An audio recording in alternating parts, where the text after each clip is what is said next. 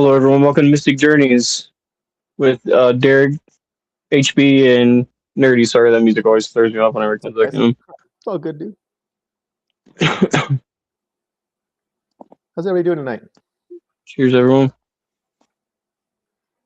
Looks like we've already got Oreo in the chat and me and Derek. Welcome, everybody. I just shared it over in the T chat. So Oh, okay. Sweet. T. Sure, we'll have a few more join in a moment. Yeah. Did you guys have a good week overall? Pretty awesome week, yeah. Really good. How about you guys? Busy. Yes, sir. Yeah. Busy. I love that hoodie, HB. Yeah. It's a hoodie, right? Oh, lost him. He was afraid I was gonna steal it. He took off. Sure, I'll be right back. Yeah, Looks like he was getting a little choppy there for a second. He's got choppy internet up there in the mountains.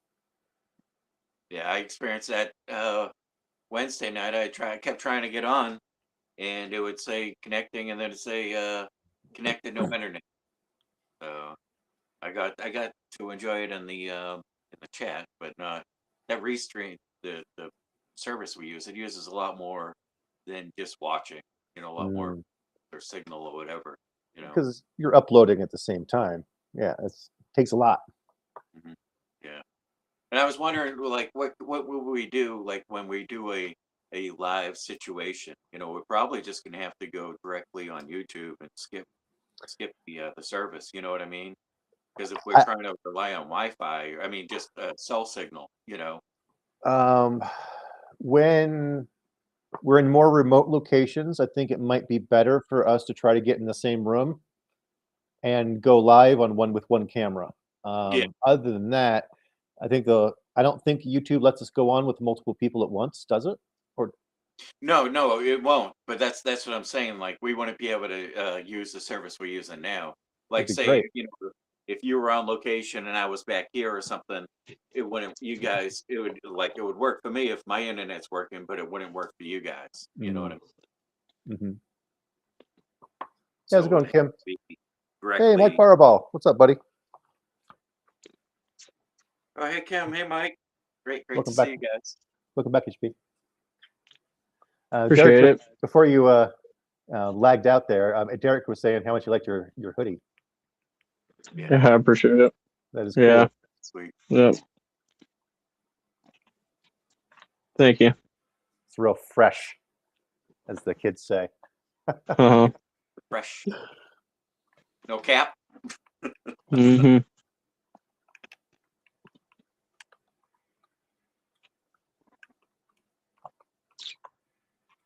So some of you know I was doing a raffle. I was doing a raffle on IG for some swabs, and we didn't get the required amount of entries, so that was canceled today. And I refunded anyone that entered. So that's unfortunate. Well, you can try again sometime. Yeah.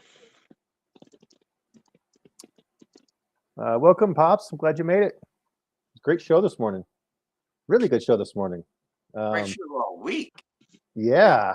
What an really? awesome. It was like every day was like wow, and then the next day was like wow.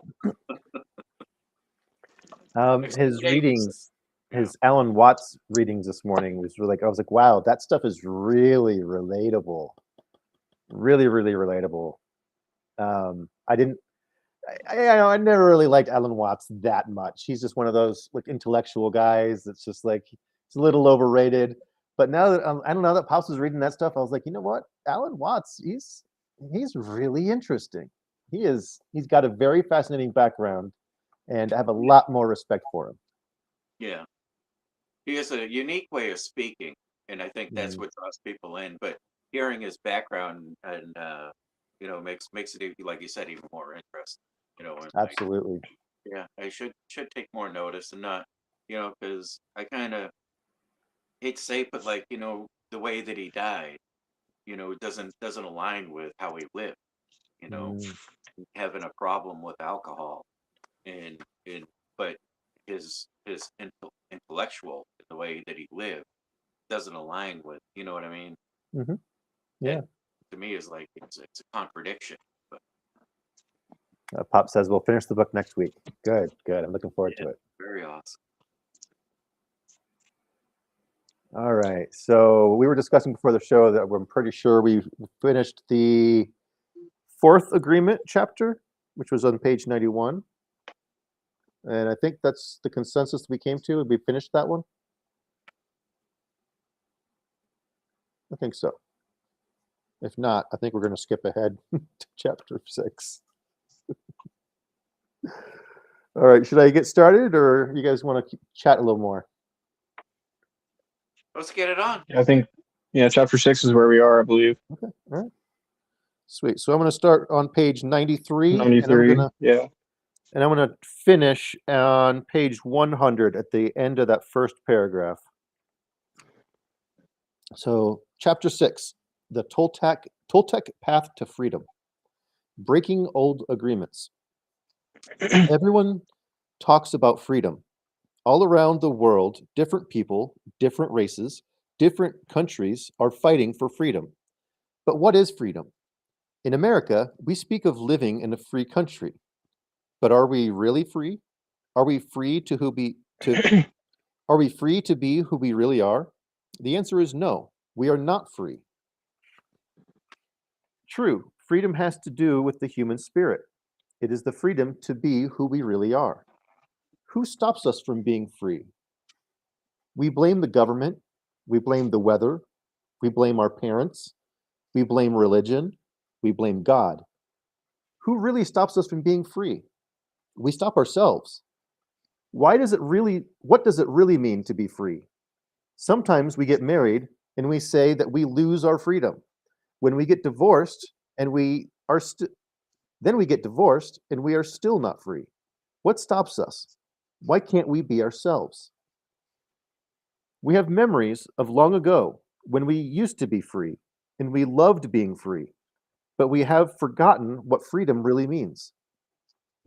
If we see a child who is 2 or 3, perhaps 4 years old, we find a free human. Why is this human free? Because this human does whatever he or she wants to do. The human is completely wild, just like a flower, a tree, or an animal that has not been domesticated. Wild. And if we observe humans who are 2 years old, we find that most of the time these humans have a big smile on their face and they're having fun. They're exploring this world and they are not afraid to play. They are afraid when they are hurt, when they are hungry, when some of their needs are not met. But they don't worry about the past and they don't care about the future and only live in the present moment. Very young children are not afraid to express what they feel. They are so loving that if they perceive love, they melt into love. They are not afraid to love at all. That is the description of a normal human being. As children, we are not afraid of the future or ashamed of the past. Our normal human tendency is to enjoy life, to play, to explore, to be happy, and to love. But what has happened to the adult human? Why are we so different? Why are we not wild? From the point of view of the victim, we can say that something has happened to us. Sad has happened to us. And from the point of view of the warrior, we can say that what happened to us is normal. What has happened is that we have the book of law, the big judge, and the victim who rule our lives. We are no longer free because the judge, the victim, and the belief system don't allow us to be who we really are. Once our minds have been programmed with all that garbage, we are no longer happy. This chain of training from human to human, from generation to generation, is perfectly normal in human society. You don't need to blame your parents for teaching you to be like them. What else could they teach you but what they know? They did the best they could. And if they abused you, it was due to their own domestication, their own fears, and their own beliefs. They had no control over the programming they received. so they couldn't have behaved any differently. There is no need to blame your parents or anyone who abused you in your life, including yourself, but it is time to stop the abuse. It is time to be free yourself. It is time to free yourself. Oops, almost lost my page. It is time to free yourself of the tyranny of the judge by changing the foundation of your own agreements. It is time to be free from the role of the victim. The real you is still a little child who never grew up. Sometimes that little child comes out when you're having fun or playing, when you feel happy, when you are painting or writing poetry, or playing the piano, or expressing yourself in some way. These are the happiest moments of your life, when the real you comes out, when you don't care about the past and you don't worry about the future. You are childlike. But there is something that changes all that. We call them responsibilities. The judge says, wait a second, you are responsible. You have things to do. You have to work. You have to go to school. You have to earn a living. All these responsibilities come to mind. Our face changes and becomes serious again. If you watch children when they're playing adults, you will see their little faces change. Let's pretend I'm a lawyer. And right away, their faces change. The adult face takes over. We go to court, and that is the face we see. And that is and that is what we are. We are still children, but we have lost our freedom. The freedom we are looking for is the freedom to be ourselves, to express ourselves. But if we look at our lives, we will see that most of the time we do things just to please others, just to be accepted by others, rather than living our lives to please ourselves. That is what has happened to our freedom. And we see it, and we see in our society and all the societies around the world that for every 1,000 people, 999 are completely domesticated.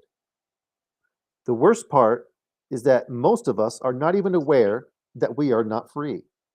There is something inside that whispers to us that we are not free, but we do not understand what it is and why we are not free. The problem with most people is that they live their lives and never discover that the judge and the victim rule their mind, and therefore they don't have a chance to be free. The first step toward personal freedom is awareness. Agreement 0. We need to be aware that we are not free in order to be free. We need to be aware what the problem is in order to solve the problem. Awareness is always the first step, because if you are not aware, there is nothing you can change. If you are not aware that your mind is full of wounds and emotional poison, you cannot begin to clean and heal the wounds. You will continue to suffer. There is no reason to suffer. With awareness, you can rebel and say, this is enough. You can look for a way to heal and transform your personal dream. The dream of the planet is just a dream. It is not even real. If you go into the dream and start challenging your beliefs, you will find that most of the beliefs that guided you into the wounded mind are not even true. You will find that you suffered all those years of drama for nothing. Why? Because the belief system that was put inside your mind is based on lies. That is why it is important for you to master your own dream. That is why the Toltecs became dream masters. Your life is the manifestation of your dreams. It is an art. You can change your life anytime if you aren't enjoying the dream. Dream masters create a masterpiece of life. They control the dream by making choices. Everything has consequences, and a dream master is aware of the consequences. And that's where I'd like to stop. I'm going to mark it right here. There was a part that really, really stuck out to me. I'd like to go back and reread it quick, just one little paragraph. The real you is still a little child who never grew up. Sometimes that little child comes out when you are having fun or playing, when you feel happy, when you are painting or writing poetry or playing the piano or expressing yourself in some way. These are the happiest moments of your life. When the real you comes out, when you don't care about the past and you don't worry about the future, you are childlike. That just makes me think of all of the times when I'm out in the mountains foraging, trying to find new mushrooms, and that perfectly describes those moments for me where I just feel childlike again, and I'm genuinely in the moment, and I'm happy. Do you guys have any times or moments that makes you think of, or where you think you're genuinely happy or lost in the moment, as some might call it? I think it happens to me often when I'm getting into like that uh, kind of like gratitude mode. And it may sound silly, but I can just be driving and I'm looking at the sky and I'm like, freaking awesome is that? And that, and it just makes me feel special. And I know it sounds ridiculous, but it's just like, I'm just in awe and just like, it's so beautiful. And everything can be going wrong. And you find something like that and it just makes me so happy. It's like, uh, but like that childlike they're talking about, I've heard this or some kind of phrase like this, like children and drunks are honest. Like you're gonna hear honesty out of them. You know what I mean? Because they have that I guess the filter's gone. They're being completely honest, and I think that's part of that. Having uh, just no filter. The the dream, it doesn't matter. Whatever the consequences or I don't know.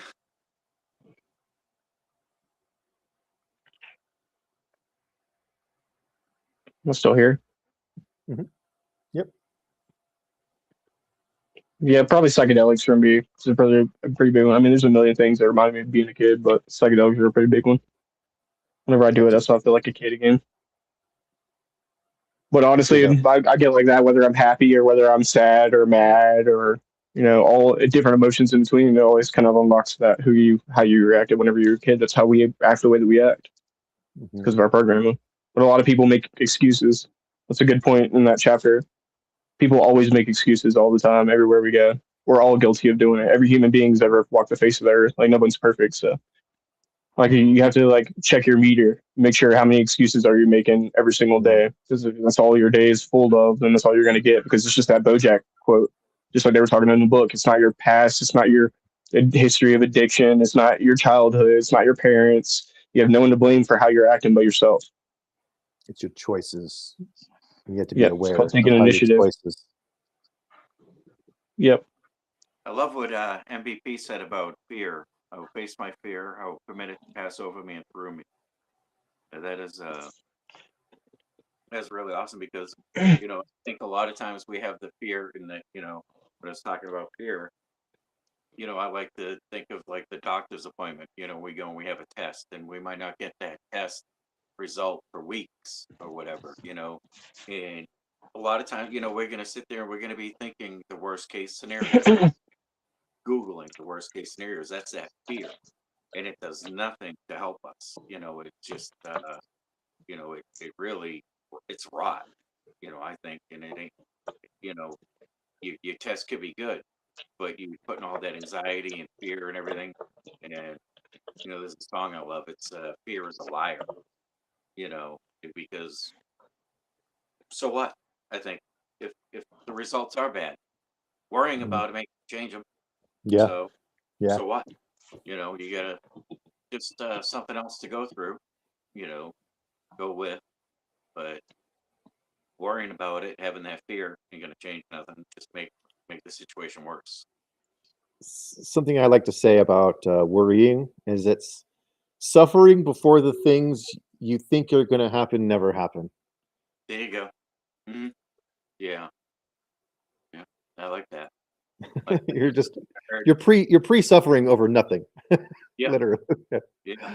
Because I heard it said, if it's not going to matter in 5 years, then don't give it more than 5 minutes of worry or stress. You know what I Mm. mean? And that's helped me a lot because I'm like, I stop worrying about something like, is this even going to be anything in 5 years? No. Well, move on, get past it. Mhm. Yeah, it's helped me quite a bit.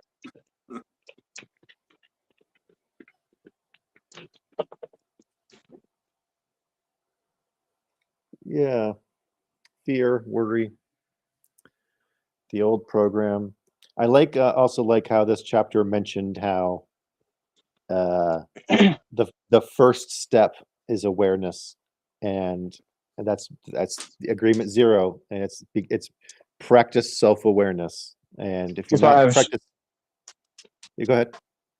that's why I struggle with people. I have struggle having empathy for people who make excuses and people who are impeccable with their word. It's a really big thing for me because people are just full of themselves. They use the word as curse so often because they can just tell people, "Hey, I'll do this thing, or I'll be this person, or this will be like this," and then don't follow through, or hold up to themselves, or make excuses for whenever they don't hold up to their expectations, like, "Oh, this thing happened," or whatever. When in reality was themselves. Like I struggle having empathy for people like that. Like I really do because people are just like so full of it. Like Oh, we're again, we're all guilty of doing it, but some people like it's just like being a narcissist. Like some people, like everyone has a narcissistic tendency, but not everyone's a narcissist. It's the same concept with that. Like certain people are not impeccable with their word, like every human being, rather, but some people just live by that, and it's they're also filled up with important excuses. to take it per one person at a time. You got to realize, is this a pattern, or did this person genuinely just have a screw up? Everybody screws up from time to time, or Right, or is 100%. this their way? But it probably speaking to the book, it strikes a chord with me because it just reminds me of like what parents do, or particularly my parents in my case, where it's like you guys do this thing and then they'll turn right around and do the same thing. That's why I learned the word a hypocrite because it's like you're literally saying to do this thing, but then you're turning around and you're doing this thing, or it's like there's like rules and regulations in the house, but yeah, they don't have to follow the rules and regulations. So it starts to be like a whole convoluted game at that point. Rules for thee, but not for me. Yes, 100%. And again, we're all guilty of doing this. If we pay Yeah. attention to ourselves, we can learn that we're all guilty of doing this at one point at a time or another I because we're think not perfect. But with enough self-awareness and with enough practice, I think it can be avoided altogether. yeah, 100%. And this is why we practice our second, third agreements as well, not taking it personally and making sure that we communicate openly, not make assumptions, and so on and And so forth. most importantly, don't beat yourself up when you slip up, because like you're saying, everybody slips up. Yeah, like that's the most important thing. Is like beating yourself up isn't helping anybody. Yeah. And Just being also, like, aware of the you screwed up and then fixing it. That's how you move forward. my parents, they were young when they had my brother and I. They were kids. They were kids having kids. Mm, And like sometimes I'll be talking to my mom or whatever, and she'll say things about like things that she wished she'd done better or differently, raising us. mm, And it's like she hasn't let herself off the hook, mm. and I'm like, Ma, I'm still here. I think you did the best you could with what you had. So, I think I mean she didn't have um, kind of any kind of experience. Like I said, she was a kid having a kid, Mhm. and but I believe that they did the best they could with what they had, even if you know uh, they didn't have the best childhood themselves. My parents, um, I made it, so they done something right. You know what I mean? Mhm. My brother made it. So, two Now, two out of two ain't bad, right? right. But it's just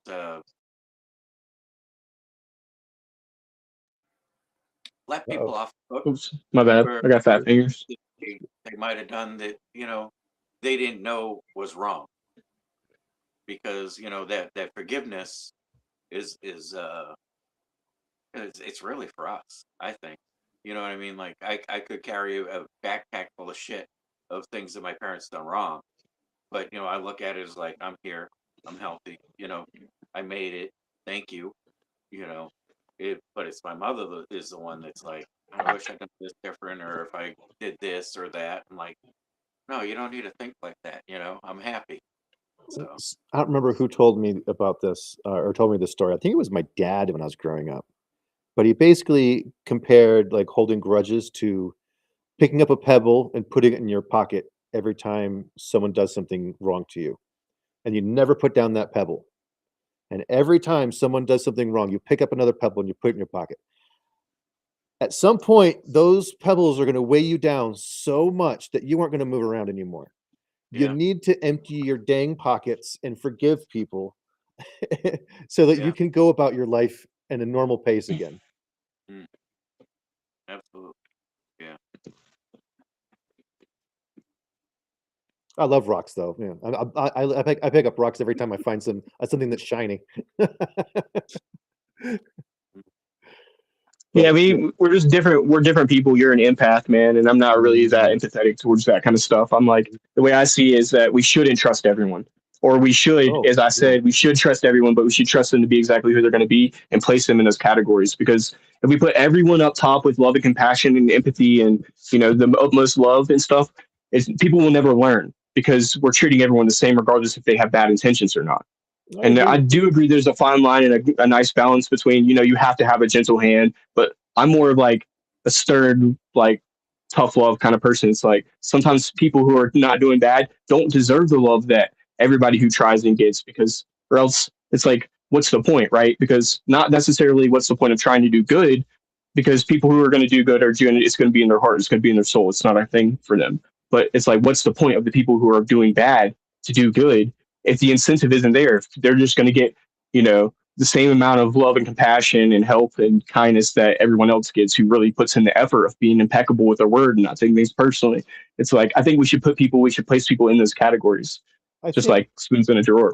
intent makes a big difference, Yeah. And and like you said, I don't it's the lump awareness of like if they know what they're doing, if they know how they're acting.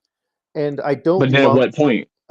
trust and love in the same boat. They're two separate things. Exactly right. That's my whole point, Ernie. For Yes, sir. me, love is unconditional, but 100%. respect and trust has to be earned. Mm, 100%, dude. Just like a parent whose kid just got in trouble with the law. Yeah, you're going to be disappointed. Yeah, like, come on, you screwed Well, up, but you you see how this still kind of love them. 100%, but this kind of contradicts what you were just saying though about how like we should just give everybody a chance to like redeem, like you're holding on to that grudge for that person. Well, there's a reason why we do that, like as humans, like evolutionarily. It's because we know that if we go back to this same pattern of the same person of the same thing, we're going to get the same results. We're going to get hurt emotionally, we're going to get hurt physically or whatever, right? So I we learn to also avoid these traps. I also don't think that holding a grudge is the same thing as being aware of what someone's history is. I yeah, think that's two different things. I don't think I have to hold a But grudge to keep them I at a think as long distance. as I don't think grudges are good. I'm not trying to make an argument for that, Right. but I'm just saying that whatever keeps you safe at the end of the day. forgive but don't forget. Then That's exactly right. Yeah, exactly forgive, but don't right. Because know their yeah, character. even They're going to repeatedly 100%. lie and then say, "I'm going to do this and Yeah. that." Well, Well, you You kind just of have ready. pattern, dude. right. They're not, but they might like the lip service of saying that they're going to do good, but you by their character because that's the way they behave that they're not going to follow through. So I mean, it's lip Clearly. service at that point. Like, yeah, yeah, sure, yeah, yeah, that'd be great, Just yeah, all right. But I mean, you don't put your stock into it. You know what I mean? But yeah, if someone repeatedly lets someone down, says I'm going to do this, and then they don't. Yeah, okay, sure, yeah, I'm gonna I'll give believe when I see it. 100%. I'm So gonna give people enough room to show me who they are, yeah, but I'm not gonna give them like the key to my apartment. I get it. I get But it. But there's I think that letting people get away with the slightest things allows them to get to that next level. And if we, as there's a a community, we don't step up and fight against the bad or stand up against what's wrong, then we just treat everyone with love and kindness. I don't feel like people will ever grow. I feel like there's a way smaller percentage of I people think out of the people that are going to do bad that you can teach and love. or teach with love and compassion rather than, hey, it's time to like learn to do this or else you're never going to get to this place. And I want to make my case here for a second, Nerdy, Oh, yeah, before please you do, finish please your do. sentence. No, you're good. It's the reason why I like you might consider that the people that I put myself around had the same mindset as me in that case, and I do like people with the same mindset as me in that instance. But a lot of the people that I put myself around are empaths like you guys because of that exact reason. It balances that out. It makes me question in my head: should we give this person another chance? Maybe I'm being too hard. Maybe I'm jumping to conclusions. Maybe I'm being like making assumptions, taking things personal, breaking the agreements, blah blah blah. But at the same time, I feel like there's always needs to be that one person who can see things that people can't see because their heart is too open because of their past. Like that's still what I'm trying to make a point of. Basically, is from my past experiences, I have to open my heart, and it's hard for me to do it. But for a lot of people, they're born with an open heart, and they learn how to love and be kind and compassionate. And they're both of those things are really great. Yeah, 100%. Yeah. Both of those things are really great, but we have to learn how to find a median here because we can't just keep our arms open to everything. Because if we do that, a bear is going to like attack us. At the same time, we have to be like, hey, it's like emotionally don't have hate and mature aggression towards the about it. bear. Right, exactly right. But just have awareness, just like you were saying, like the reconciliation that hey, this is a bear type person, this is a lion type person, this is a sheep type person, this is a wolf type person. We were talking about And that with the spirit animals. I think that sentiment goes both ways. I think people like me need people like 100%. you in my life. 100%, dude. Right. Yes, sir. And I would even argue, I make this argument all the time because I mean, one of my best friends is a ENFP. So it's very similar to you guys' personality types. And whenever we have this conversation, I think that 99.999% of the time, we should always choose love and compassion and kindness and get over our emotions and our feelings, our stuck points. But I think there's a very like, there's a 1% of people, which is out of all humanity in all instances, that's a lot of instances where we should step in and be like, hey, you shouldn't be doing this. You should do it like this without saying you and without saying should and stuff like that, without replacing these words. And that's the problem for me is the disconnect to be like, how do I tell this person how it is without saying things unimpeccable? I like to assess their intent by watching their actions for a while before I really let them in. Yeah, 100%. But it's all about their intent. Like, who do they show me they are? And it's where's that line? Because it doesn't matter what your intent is. It doesn't matter if you accidentally murdered somebody. It's like, dude, you fucking murdered somebody. Like you can't. Again, this is my whole point. People will make excuses. This is that line that I'm talking about. And then for every situation and every person, that shit draws one way or the other. But there's always that instance of you're making excuses, and then you need to take accountability for your action. Yeah, and this is on you. Let's say somebody killed somebody 10 years ago, and they went to prison. They got out, I don't know, 3 years ago. Right. And they seem like a completely different person. And they admit what they did was wrong, and they know what they did was wrong. And I think that people can be forgiven after enough time and after enough good behavior. I think it depends. And it's also like I was saying, my human head is like no, but my human heart is like yes. So that's the conflict. Because I know plenty of people that have done time, and they came out completely changed. Yeah, not everybody. Not everybody. There's some things I don't think, and I think a lot of us will agree on, are not some things that we can get past or that are forgivable. Like if someone hurts a child, I really don't want anything to do with that person. I don't care how changed they may say they are or whatever. Like that's just something that no.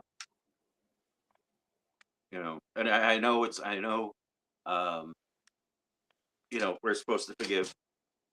That's what I'm saying, man. You see, that's what I'm trying to explain. I think a lot of us in our community have been abused as children. So where do you draw the line? That's what I'm trying to say. See, I don't think that everything's love and compassion. Great victims create more victims in that type of situation. I didn't repeat 100%. Hurt people.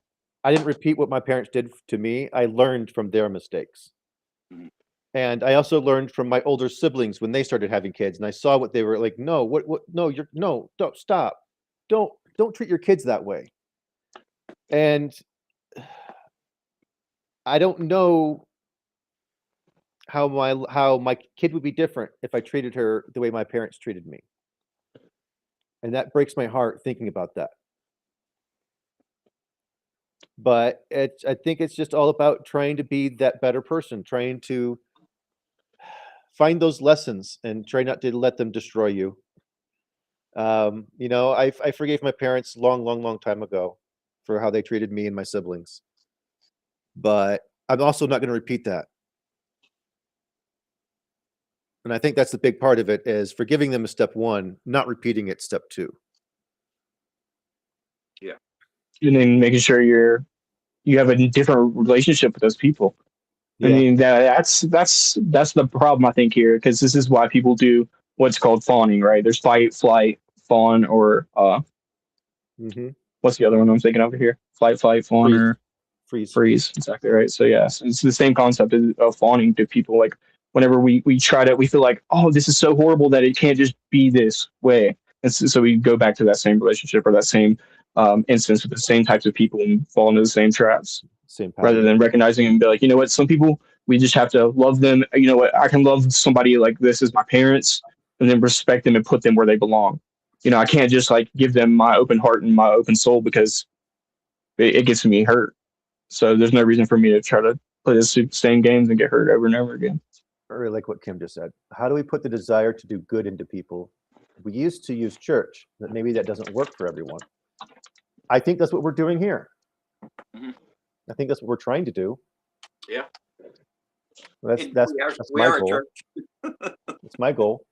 Yeah, we are a church. So this is true. Leading by example, I think, is a big part of it.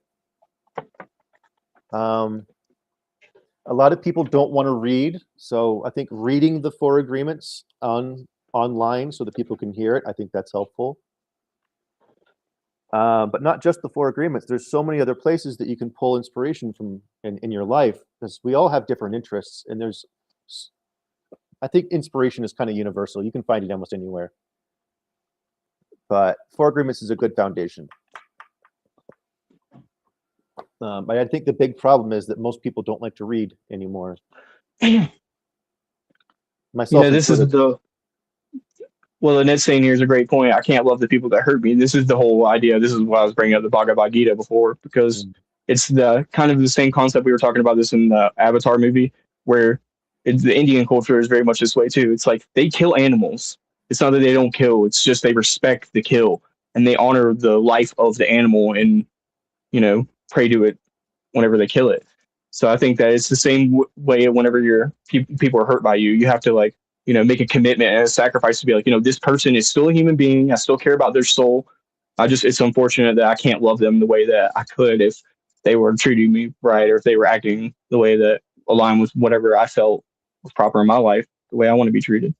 Mhm. Yeah. And I think it's honoring that. Kim also says, Yeah. I think we have to start teaching our children the golden rule again. I agree. I think we need to teach them the golden rule the right way. I think a lot of people get the golden rule confused with eye for an eye, tooth for a tooth, which if you do eye for an eye, it leaves the whole world blind. Exactly right. 100%. But teaching others how to treat others how you want to be treated, I think is powerful. Yep. Because if you don't want to be And treated that's what that was my way, whole point. right? That most of the time you don't need to, but a lot of the times you need to choose empathy, even when people are doing something to you that you don't like. You don't just turn and do it to them. You choose a little bit of empathy and a little bit of kindness and compassion. But at a certain point, there's a line. It's like, I'm going to stand up for myself. But if you keep hitting on me, I'm just going to punch you in the mouth. Seriously. There's only so long. And for everybody, that's different. And I really respect the people that can take a lot of punches, metaphorically, physically, everything, right? I respect that. But People again, get we all come through. from different backgrounds, and what we're willing to take and what we're willing to give is like 2 different things for 2 different people. I may have stone skin, but I'm fractured just like everybody else. Yep, 100%. There's only so much beating and stuff that you can take up on. People find their ways into those cracks, and it was a difficult winter. But I'm ready to take on this new year, and I'm excited. And people show you who they are, believe them. Yep. That's what I always say. Clown makeup washes off in the rain. People can always see it. There you go. I Pop think as a says, society that we've changed quite a bit because we haven't had the same physical confrontations like that we did years ago. Like I had a friend and her son got into a fight in high school, and he was still going to court for that 4 years after he graduated high school. And it just turned into a shit show.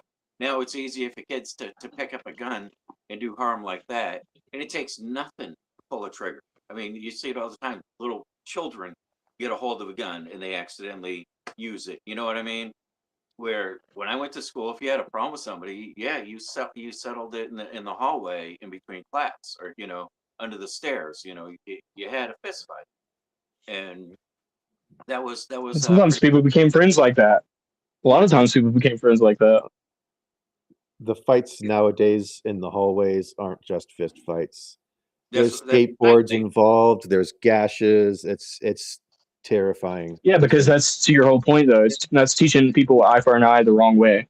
Yeah. It's like if somebody jumps at you, you just go ahead and end them right there.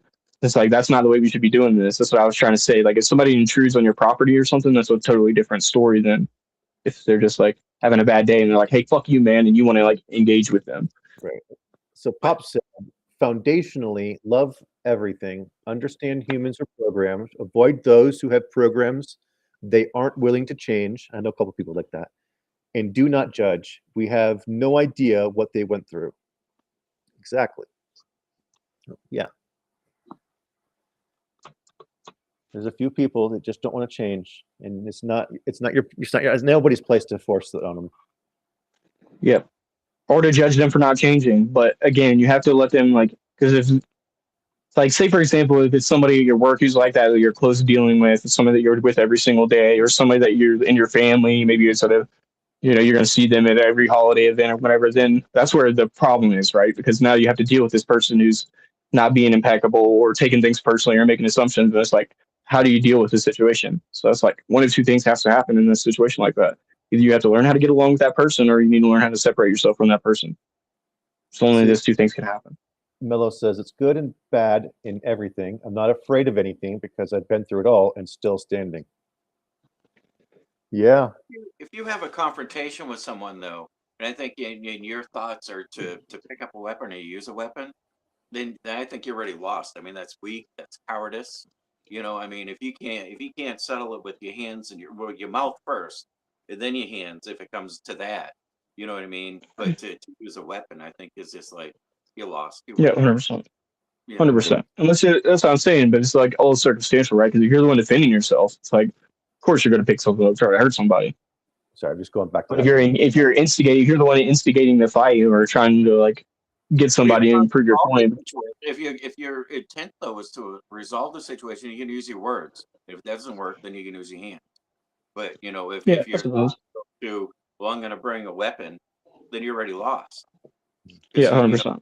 Thinking that far ahead that my words aren't going to work, and I'm too much of a wimp to use my hands, so I'm going to need a weapon because I can't even use my words articulate.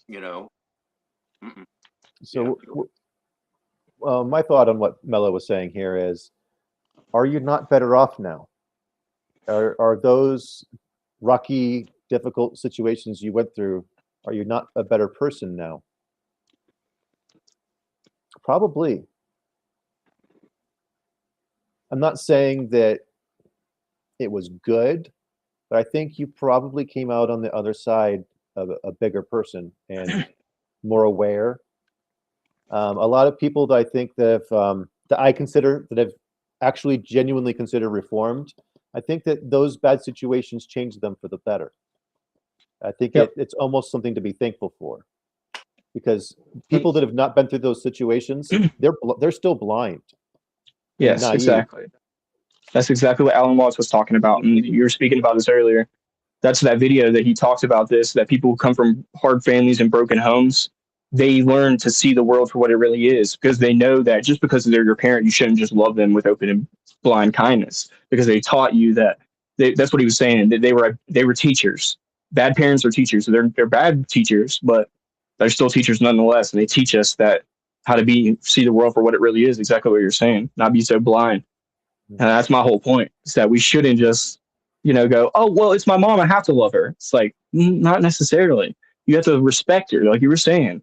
Like, not necessarily even respect. Well, that's kind of my whole point. But you made a great point. It's like you should love them for like a human being, and being the person that gave you life and all that. But you don't have to like accept them into your life, be around them, put up with them. You put them in their place. I don't know if I am. I was a very nice person. Now I'm a lot harder. Same. But I could say the opposite, probably. I don't know if harder is necessarily bad. It just depends on how you hardened. You're here. The fact that you're here and you're on Tea with Pops and you're hanging out with all these people that, I think you're in a good place, and I think you see things that other people don't see. Yep, it's the thing I've practiced the most on, is trying to learn how to tell somebody to fuck off in an elegant way. Seriously, practice my whole life on that, because the younger me would be like that, like fuck off and ready to throw down and fight.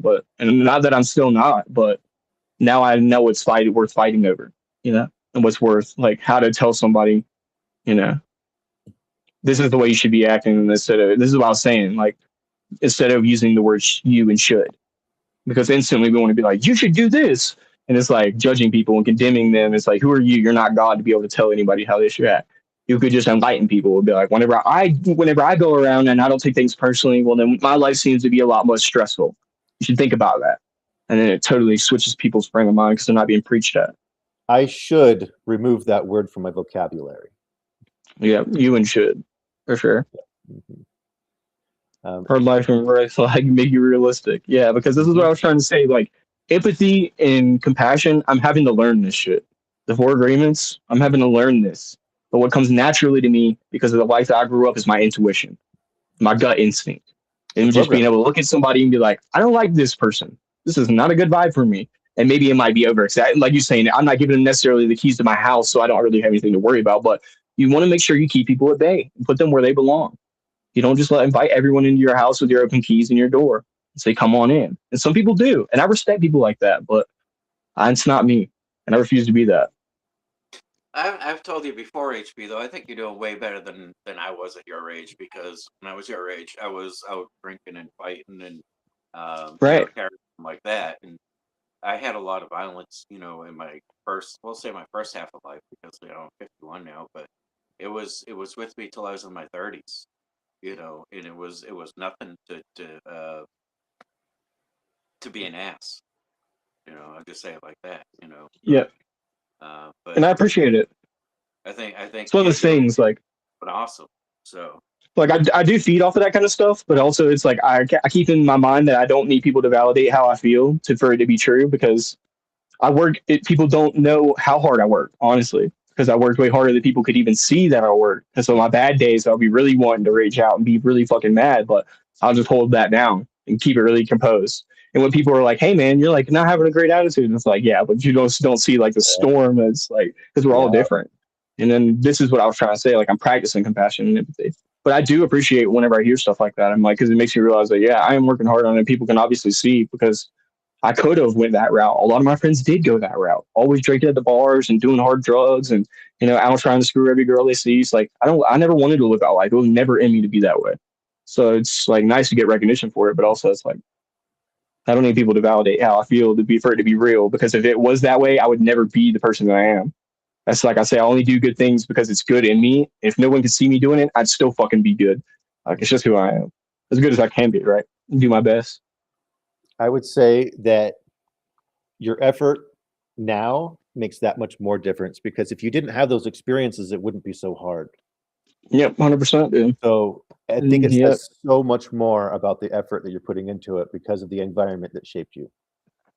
100%. And, I got a really victim mindset too, because the way I see it is like, oh, it wasn't that bad, but I can think of a lot of horrible days in my life. But I'm just comparing it to my situation around me, which is like so Like many other people had it way worse. So they must have had way worse days. I'm sure they did, but everybody normalizes their abuse, especially from their childhood.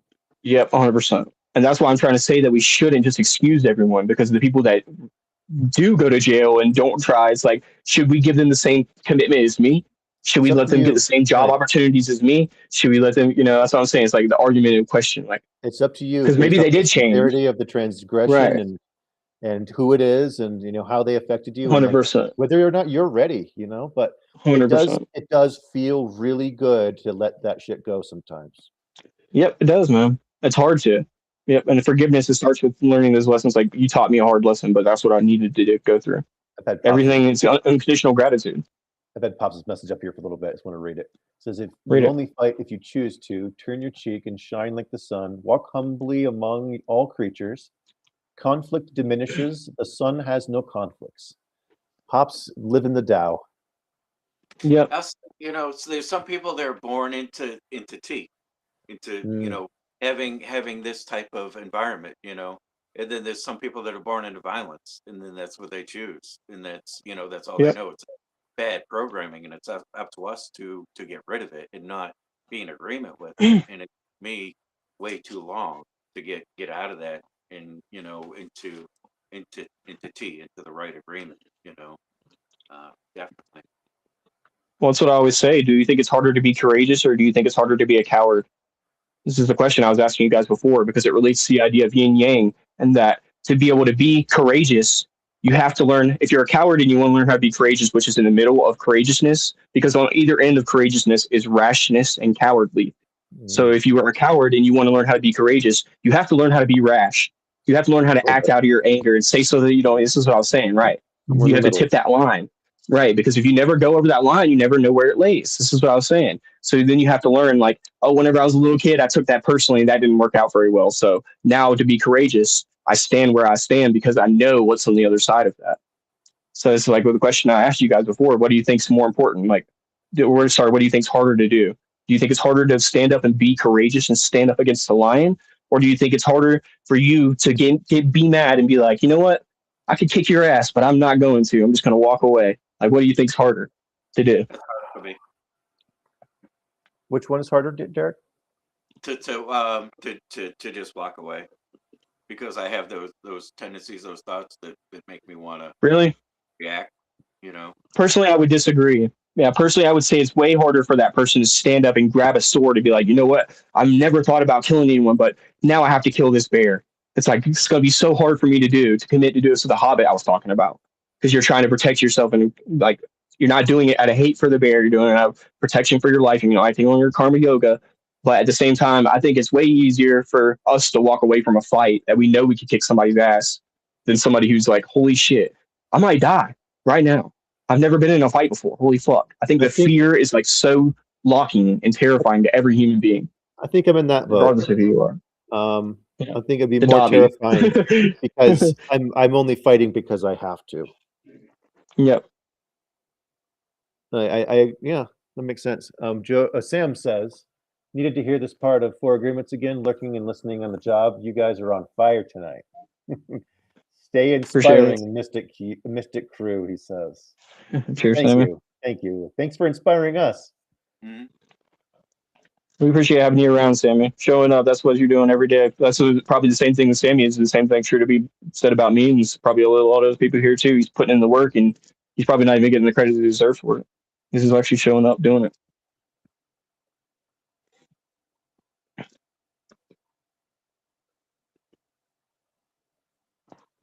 Locked up like Fort Knox. That's why I say, if they kick in the door, it's time to go to war. But nobody's getting Lynette Ono's pens. They're being stored at Fort Knox. Right. And Kim says, taking moral inventory of myself helped me get a lot of shit go. Yeah. In the long run, weakness is always worse. Well, which way was weak? That was the question. Yeah, exactly right. Yeah, exactly right. Which way is weak? Because I practice. If anybody knows how to shake hands with the devil of anger and greed and jealousy and hate, it's me, dude. I grew up with a lot of that kind of stuff. So, this is my whole point. It's like I choose to not act on that, and that takes a lot of courageousness. But I think it took a lot more courageousness for me to be that young kid to step up and be like, I'm feeling this way. I'm not gonna let it. I'm not gonna take it no more. I'm just acting on my feelings and my intuition because I know whenever I'm acting on my anger because I've shook hands with that demon. So you can't say to me like I know whenever I'm acting on anger, Oh, but sometimes I'm just acting on my intuition. Mr. Phillips says it's easy for him to walk away from a fight because he'll probably get his ass kicked. I Well, that's one way to look at it. If you don't have much confidence in your fighting abilities, wish I had that mindset. Honestly, probably should have that mindset. Milla says, "So true, HB. It's a big difference between I'm angry with you and someone trying to end your existence." That Yeah, is a that's what big I'm saying. It's difference. the Avatar way. It's like I'm gonna kill this animal because I have to eat, but I'm gonna respect its life and honor it. But I'm still gonna I'm gonna have to do this thing. It's the story of the Hobbit. It's the story of the Bhagavad Gita. It's the tough questions we have to ask. And some people choose we should never hurt a single soul. We should always choose love and empathy and compassion. And I understand that. I can see that point of view, and I'm not arguing it. And then some other people are like, "Hey, let's kill and murder and be completely horrible and vicious all the time," which I obviously don't agree with. But somewhere is that line for me. Like somewhere it lays. Mike Barball just made a dang good point. He says, "Yeah, I mean, it's in your name, Headbuster." 100%. Right. It's a great insight. But you see now my name is HB. That's why I call myself HB instead because it was a shift in my perspective and my mindset. Because that's why I said my most used emoji used to be a middle finger until I consciously made the effort to switch it to the peace sign because I was realizing very quickly that I was swimming in a toxic goo that I was filling up with my own shit. So I had to get out of that toxic sludge and get away from people who are negative and cussing and talking negative about themselves and me and everybody else about around the world about their situation and everything, blaming and making excuses. I was saying. So when you separate yourself from that and really taking initiative and accountability for your own actions, and be like, I'm the one why everything's so negative, and now I have a way better, happier life. Even on my bad days, on my peaceful days, because I did my best and I have no regrets about how I acted. Awesome. It's funny you bring up that movie though, because like lately, the farms around me, they got all these little baby calves, little cows out there, and I drive by and I'm like, oh, they're so cute. I mean, how do you think that is so adorable? That little fella just standing out there, and then I'm like, oh. I love hamburgers, I mean, but like that, that having that avatar, like where's that line draw, dude? Yeah. I I've mean, raised animals, farm animals like that. And it's like that for me. If I had to raise those little cows, I don't think I would probably have a hamburger from them or a steak from them. You know what I mean? Like, it's like, oh, you little fella, I grew up with chickens. Oftentimes, it's hard, dude. Our dinner had a first name. It's hard, dude. Because it's like you're asking yourself to have no empathy and no compassion, as opposed to have all the empathy and all the compassion. We can't do. I crave a heart that has both. To be able to look at this animal and be like, you know what, I respect your life, I honor your life. We gave you the best life we could, but now I have to eat. And that's just how it is. So that's how the mind, the heart that I choose to have. It's hard for me though, because even in a situation like that, it's not like I'm just like kill the animal and we can eat. I'm not like that. Even though it sounds like I'm making that argument, I'm just saying that we should embrace that part of us, and not as in like an evil sadistic way, but like a human way. We have sex. We kill animals to eat. We're angry sometimes whenever we don't mean to be. Sometimes we're extra excited whenever we don't have to be. It's like we're human. These are all human emotions, and to me, I'm not like shying away from kids saying cuss words whenever they're 3 years old, or should we kill someone. These are the conversations I want to have because they're hard conversations to have. I'm very George Carlin when it comes to that. It's just words, Yeah. And it's all circumstantial. Like should we just be like teaching young kids cuss words? Probably not, right? No, but if they say them, might be okay. I don't know. So early school, all these kids are swearing at an early age. But like Mellow's growing. She's got those bunnies, right? And like if it was me and I have my last couple dollars and I go and I buy some some carrots and celery and stuff. I'm gonna make a rabbit stew. And then it comes time to me, I'm looking at those little bunnies that I raised from little, you know what I mean? I probably end up feeding them the celery and freaking starve. So Yeah, it's just that we're not in a society that's normalized eating rabbits, is all. or death as well. This is what I'm trying to make a point of, because for me that's the biggest part is the death. That Trying to too. kill that animal. I could eat it probably if I didn't see it getting killed. You know, but it's not that way for me because I've hunted animals in the wild. And it's not that way to me because I don't have any attachment to those animals. So it's a strange juxtaposition. This is the people who are anti-hunter activists try to make about killing animals. Is that, well, you would kill a deer in the woods, but you wouldn't kill your dog. It's like, yeah, you make a great point, honestly, because you're right. Like, where do we draw that line? Why do we have so much empathy? We would never eat a dog. It'd be horrific. But in the animal kingdom, a dog and a deer, it's just an animal. It's just, Yeah. I was watching this thing the other day where they were talking about how that's what they used to do as far as some of the first cannibalism stories were people who were eating their elderly or their family members who had passed away because it was kind of stupid for them to die and not give the nourishment that they took in their body to give to their family and just let it waste and rot away because food's hard to come by. And it's like ancient civilization where you're living in the woods and shit. So There's a pretty sect, interesting concept. there's a sect of monks that do that. Yeah, 100%. But anyway, another story, different day. Yeah, I think 100%. like an ugly cow. Yeah, it wouldn't bother me, but like seeing the cute little calves. It's got to be ugly cow though. Yeah, it's got to be an ugly cow, maybe covered in dirt and flies. And like, hey, get that thing out of here. Let's have some Yeah, barbecue. I want to eat that. I don't know, but the cute little bunnies, I'm like, Yeah, bunnies. soft, Even fluffy, I even have a heart for like the squirrels out there. Like, I'm an outdoorsman, and I've been around people where they've like, let's try to live off the land. So they kill a ground He squirrel did. and we eat They it. did used to And need I'm like, grandma. I'm. Some stuff, isn't it? It breaks I my would heart never. knowing that they killed a squirrel. Yeah, 100%.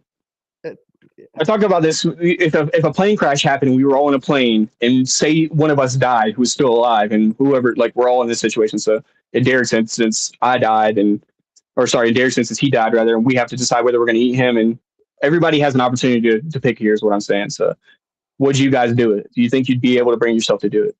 I So in a would. situation is yeah, I don't think I'd be able to do it, man.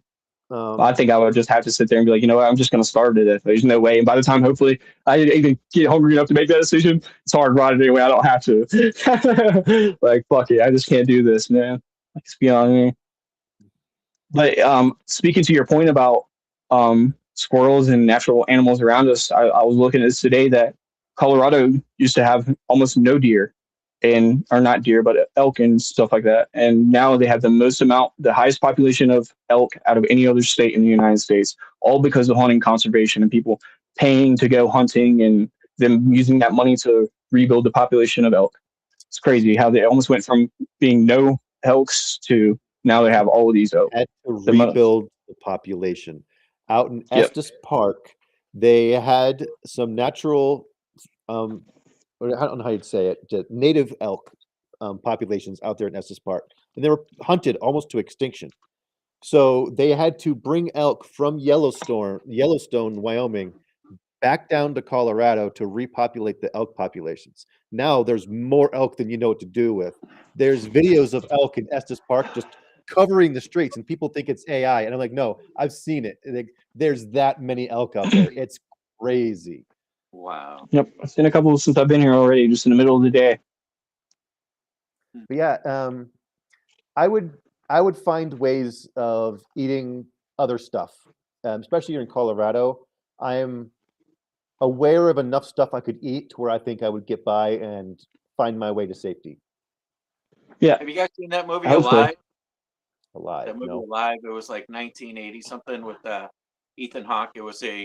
It's based on a true story. A soccer team went down in I think the Andes or the Alps or something like that, and they ended up having to eat one of the people, like the person cut a little meat off. Messed up. Yeah, but they ended up surviving. But It was a great movie, and I didn't know Ethan Hawke was in it, like young Ethan Hawke. Good movie. That's why I like fish. It's different to kill a fish rather than a rabbit. This is what a Kurt Cobain song. You can kill fish because they don't have any feelings. Yeah. It's okay to eat fish because they don't have feelings. And yeah, that's That's something the we have. whole We have up in religious. the Colorado streams. We have a lot of brookies, a lot of trout. That's what I would be for. That'd be the first thing I'd be going for. I can make a fishing line out of nothing. I can MacGyver something up. Mhm. They say octopus are sentinel beings, so what about them? Well, I'm not finding those in Colorado. But I mean, people eat those. I think I've ate them. Yeah, you know that they have a new rule with lobsters and stuff that you can't boil them alive, that you have to kill them before you start to boil them because they think that they can feel pain. Well, they can. It's like non-ethical to be able to yeah, apparently from the brain scans and stuff. I'm talking out of pocket here, but yeah. Apparently it's unethical to be able to just boil them alive. There's a place in Maine, I believe, that they actually smoke with a lobster before they cook it. Mm. Like I read that, and it could have been BS, but like they. Well, if that's the case, they're killing them first. They have to euthanize them first, one way or the other. Nowadays, they're smoking weed with a lobster and then boiling it. That's that kind of lobster. Someone's doing that, yeah. Yeah, I was like, how do I get that job? But yeah, like there's other ways of doing traps too. Like if you don't want to eat fish, there's plenty of squirrel and other animals out here. Well, that's why I'm the natural plant guy. I'm not going to go out there and be hungry, dude. Yeah. Like if I can't find an animal, like you're saying, it'll be a week or so before I find an animal. I'm gonna eat salad every freaking day. There's bark, there's sap, roots, pine cones, greens, especially in the springtime. Your dog. So that's the whole. This is why people died in fucking the 1800s and before, because they were trying to be able to build up for the winter. Because if they didn't, they would die. They didn't have enough supplies, and you got a year. You got, well, not even a year. You got springtime, summer, and then after that, whenever it starts to get too cold, you better hope that you have your house built, all your food stocked up, pickled, preserved, salted, whatever you're gonna do, or else you're not gonna make it through the winter. Kim says, what's the most humane way to kill a lobster? I think you just stab it in the head with a knife. Yes, I believe so. I believe that's how they do it. Yeah. HB, does your dog go out there in the wild and catch stuff though? I mean, because like, nah, she would never. I mean, like little stuff. She does like to chase stuff. Maybe she could. Maybe she would surprise me, but might. I grew up with hunting dogs, and I know like to have good hunting dogs, you have to raise them and train them from the time they're young to be efficient and deliberate. But once you do, yeah, it's a great asset to have for sure. Like it could be one of the best ways. They still use them in the South to hunt, that with deer and raccoons and everything. Yeah. So yeah, it's very common. But yeah, I mean, again, how much food is a dog going to catch? Is it going to catch enough food for itself? Hardly, much less the both of you. Before I was thinking of taking my dog on the Appalachian Trail, to do a flop on there, and then I was thinking about the dog's food requirements, and I'm like, all right, over 10 days, I'm carrying 15 pounds of dog food. That's what I'm saying. So you got to think big. You got to have to be like, I'm going to have to get a plot of food started. I'm going to have to get animals either farmed, or I'm going to have to kill a big, huge animal and preserve it. When you start to think like, holy shit, how am I going to live out here? That's how you think. My dog had his own backpack. So we would only stay out for like 4 days at a time, and he would just carry his own food. Yeah. And I had water pump, so just infinite water supply. Right. Yeah. Yeah, if you're only going out for a couple days, more than likely, you'll be fine, no matter what happens, even if you get freaking rain or snowed on or whatever, right? But in the long term of things, surviving out there for weeks, months at a time, that shit's hard, dude. Yeah. That's why people fucking on TV don't usually do it. They're like, they have a camera crew and, they stay in a motel where they're probably doing this shit. So it's hard. When I get a new dog, I want to train him to sniff out truffles.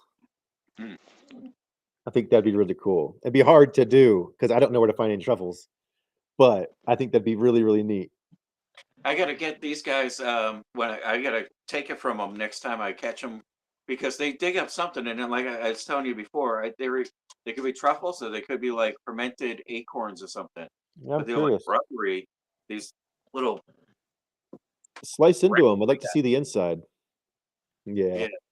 Little goofers. But they'll go out there and they'll be digging, and then and then dig in, and then I'll take it from him. And it's like I'll save fish from drowning, put them in my belly. pushing. That's And funny. I think it's could be like I said, it could be a fermented acorn, or it could be a truffle.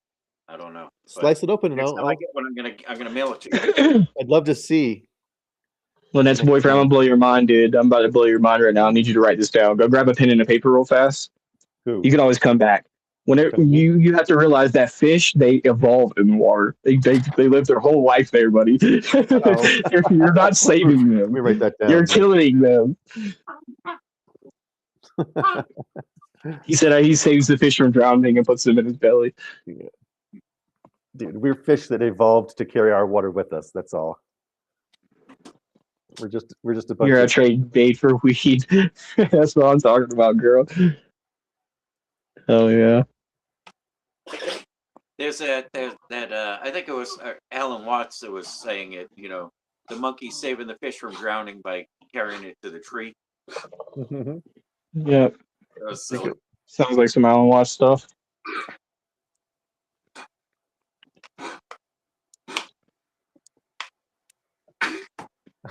Kim, I want to get a dog and teach it to find other people's weed. Right?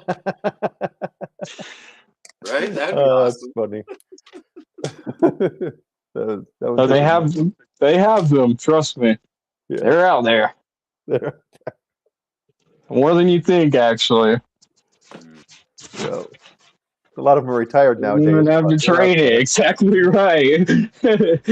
Wouldn't even have to do nothing but sign some papers, and there you go. Melissa's like, did, and it's easy. Uh-huh. I watch my pockets around me. Oh, man. Good stuff. They got dogs that can smell money. Dogs that can smell money.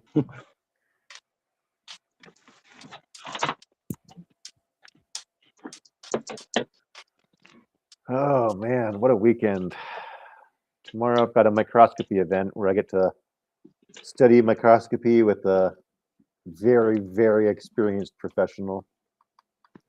And Sunday I've got an event in Fort Collins, and I'll be teaching people how to grow mushrooms in a shoebox on a shoestring budget. Take advantage of your dollar store ingredients and stuff and supplies. Got some going. And I think the weekend after that is my gummy making class. I don't remember. Down in the Springs. That one's a charged class, though. Yeah, there's always stuff. There's always so much happening. Oh, what you got there? Is that Ghost? Colonizing? No, I think this one is SY. Yeah. Kim's got good taste here. She's complimenting my Yeah, a shirt. couple of them are ready to go into fruiting, and we're gonna see how this does. A couple of them probably need another day or two. It's gonna be I nice. haven't checked my goes. I can see it's got some growth.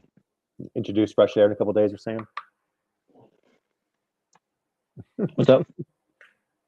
You're going to introduce fresh air in a couple days, you're saying? Well, some of them here tonight, actually. Yeah. Should be listening. I've got 10 of them. Oh, yeah. Awesome. Rocky Mountain Mush Fest 2026, 4th annual Rocky Mountain Mush Fest, Now. July No, it's just 16th to 19th. July 16 to 19 is a free event on Kim's land in Colorado City. Be there or be cubed or something.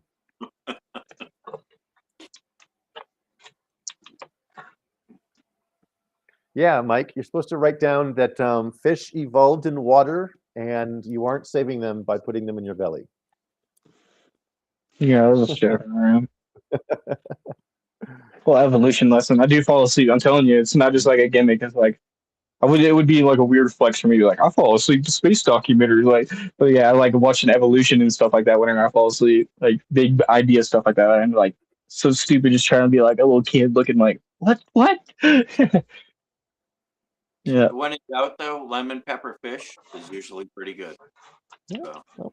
Yep. Not I bad love on some fried fish. tilapia. Grew up on them, dude. Mhm. Yep. I think my favorite fish is catfish. Just channel catfish is just a Yeah. good old fish. It's one of my least Fresh. favorites. Gotta get it fresh though. It's no good if it's Yep, I not like fresh. fish like crappie and bram, bluegill, Bluegill's a stuff good like one. that. I'll eat bass too. I like bass. Yeah. It's more like cod, but I'll eat it. I like dolphin, but not flipper. I like Not that. flipper. It's dolphin, I like mahi, yeah.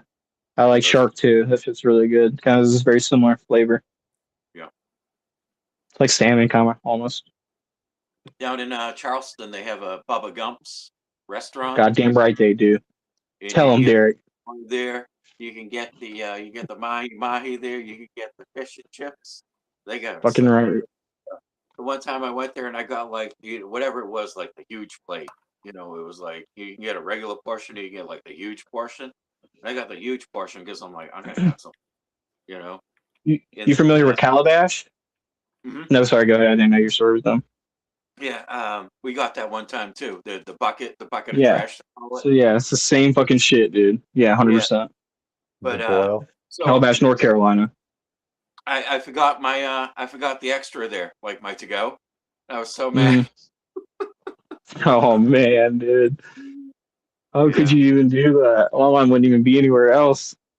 Mm. Yeah. We used to have a Bubba Gump Shrimps in Denver, but it's Wow, Denver. really? It's Denver. Crazy. So do you Where the trust fuck it? is this seafood coming from, Right. dude? Do you Bet trust you it? it's frozen everywhere. It's the same stuff, probably Yeah. frozen everywhere. Mm. Oh yeah, Just because it was in Charleston, the, I don't think it was any fresher. right. And then there's also this stew. It's called Buford stew from Beaufort, South Carolina, which is right up the coast from Charleston, maybe about 45 minutes or so. But yeah, they have this stew. It's got shrimp and sausage and corn and potatoes, and then they call it Buford stew. Shit's so good. It's kind of like a shrimp boil. I mean, low country boil. You know what I'm saying? They got it all down south. Every country state rather has its own version of this. Georgia, Awesome one down in Louisiana. Yeah, 100%. They all got their own variations. Louisiana, these bud bugs, them little crawfish. Yeah, bro. Yep, I've done that before too. That shit's really good. A little bit of fucking Old Bay in that shit. Yes, sir. They just dumped that up on the picnic table. On the table. Yeah, on the paper towel or not paper towel, but Mike is newspaper. up in the good country. They got clam Maine. bakes here. I worked at a restaurant on the Cape, and we used to build a fire on the beach in the sand, and then we'd throw a bunch of seaweed, and then all kinds of the clams and quahogs and everything, and then more seaweed and lobsters, and that was really good. That was for like Tilapia. tilapia. Yeah, No. that's She got Some bluefin. some areas the catfish are nasty. Some areas Yeah, they are. man. I Raised like some bottom feeding. Yeah, dude. Where I'm from in South Carolina, Lake Murray and Lake Marion and stuff like that, Lake Wateree, there's some of the nastiest lakes. Like so much pollutants and stuff inside those lakes because it's North Carolina's fault. Is what we were watching on Common Side Effects because they have so much pollution up there in North Carolina, they would just let it run all straight down. So it's like this lakes and rivers are contaminated. You get really not supposed to eat that much of it. There's like a certain number of pounds that you can eat per week. I forget what it is. That's really not even a good idea to eat every single week. There's a mercury in them, right? Yeah, heavy metals and all that shit. There's like some kind of thing that happened, and the government tried to cover it up. It's like a conspiracy theory thing. Yeah, happens a lot. Yeah. Happened here in Denver actually, with a bunch of radiation fallout.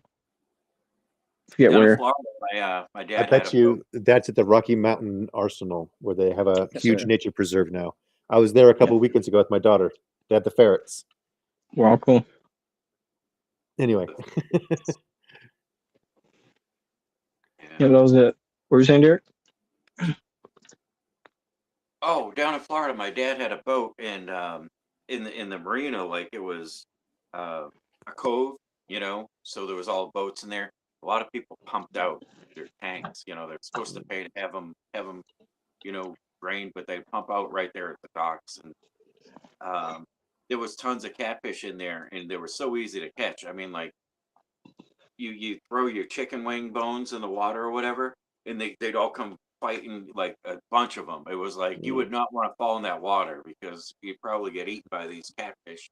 But talk about so many of them, and you can't eat them because they're all full of poop. Toxic. Yeah. Hmm. Yeah. It was Speaking of crawdads and crustaceans, did you know that roly-polies are land crustaceans and they breathe through gills? Roly-polies. the little white things Yeah. in the dirt. They're the little woodlie, but they're not the woodlie. They're the ones that the woodlie don't curl up into a ball. The roly-polies do. I think they are both land crustaceans. So they're basically land crabs. Hmm. And they breathe through gills, so they need moisture in the air to breathe, and that's why they're always in these really, really dank and moist locations. It's because they need that moisture, and they're edible. And I've been told they taste similar to shrimp, so it's one of those survival tactics. You can eat roly polies. Not that you'd You want. could, I guess.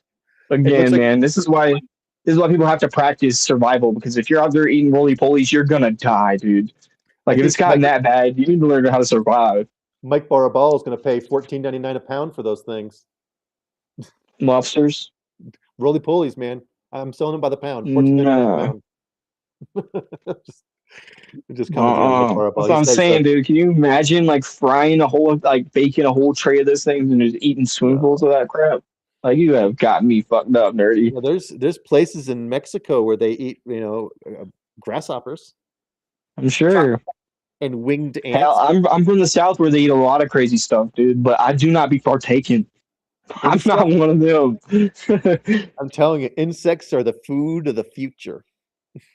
So you're talking about squirrel? I tried it once and was like, I'm not ever gonna eat this again, dude. You know No, what? sir. The most exotic redneck food I've ever eaten, and it was good. What is it? Snapping turtle. Really? Never had turtle. It has like Always refused it. It has like 7 different kinds of meat, all in one animal. It goes back to that thing, like sometimes we think about an animal like it's sweet and cute and cuddly, and that's why we don't want to eat it. And some things are like, oh my gosh, like frog legs and stuff like that. I've had opportunities to try it. I'm like, not that's bad. disgusting, dude. I'm bad. not gonna eat that creature. I've seen frog The legs at animal. some of the Chinese buffets here in Denver have frog legs. Like, it's not Yeah. bad. It's not bad. It's like chicken wings. Yeah. It's just not as I'm seasoned. playing with that. Not that I would like. If you paid me $100, I'll do it. You know, it's like that kind of thing. Like, if you really wanted me to do it, I'll do it. But like, I'm not gonna choose to do that shit. Right. I never have so far. Like, I'm not just gonna pick it up and put it in my mouth. I like to I'll go eat eat a things, beef burger or something. I like to eat things like that just so I can say I have. I'm like, oh yeah, I've had snapping turtle I before. know. That's great. Yeah, it's I fantastic. know, dude. Trust me. I It's know just so like- many people like that. I just made I like had a gator. pulled pork Alligator. barbecue. I've out had of gator. turtle.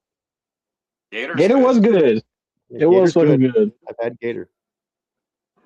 Eat It nutritious was food. good. It was like farm raised gator though. So to me, it's like a big difference between what the wild ducks you could buy at the store and going out and hunting a duck and taking it home and flay it. So it's like, you have to keep that in mind.